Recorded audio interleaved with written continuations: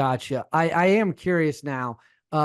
If you're in Delta, obviously you talk about how an I'm going to hear OTC. it from all my guys that I know that were in dev too. Well, trust me, your answer has been very diplomatic, kind of just sticking to the I your can't your wait. points. I've had some Delta guys go in on that question, getting hyper specific. I'll tell when I stop when I'm done when we turn off the recording, I'll tell you the best answer I ever got. I can't repeat it and post it on the internet. But if you're Delta, you said mistakes are not tolerated in OTC really. Once you're on a squadron, I've heard guys say it's the hardest job in the world to get and it's the easiest to lose. What are some examples of things that are guaranteed to get you fired from Delta Force if you do them?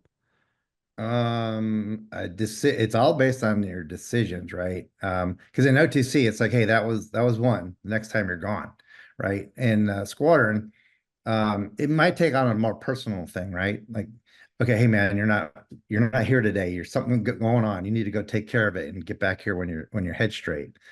Um, so there's that, but there's also, I mean, if it's a serious thing in town or like a DUI or something like that, and you get into trouble that way, there's no tolerance for that. It's like you got to try to that's like, okay, you're gonna have to sit on the bench, and then where else do you want to work, kind of thing. Um, Over the years, though, I mean, it's still we know you're going through something, kind of thing. So it's more of a conversation if because you know everybody and what they're going through, and so it's dealt with. It's not just like you're a problem child. Go if you're having an issue and it could be you need help, then they're going to do that. But that's when you get into squatting and you're already rolling there for a while.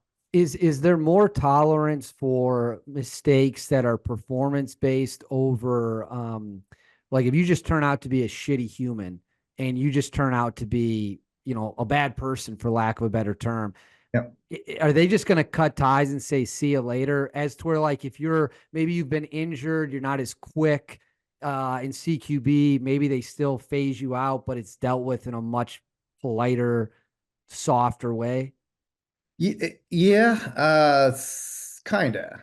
It's I mean, it really is. It's really you have to be ready, right? And if you're not ready, then all right, it's not a big deal. You're just not ready. Gonna have to go somewhere else.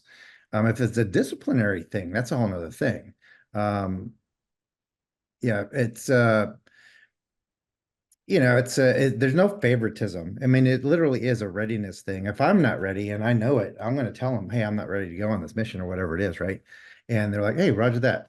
Thanks for saying that, right? Because there was a time that I had to do that, but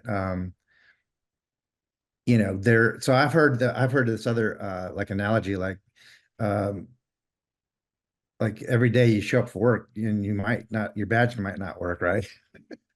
It's like it doesn't work like that quite like that, but I never felt that kind of a pressure that I might not leave. I might have to go somewhere else today.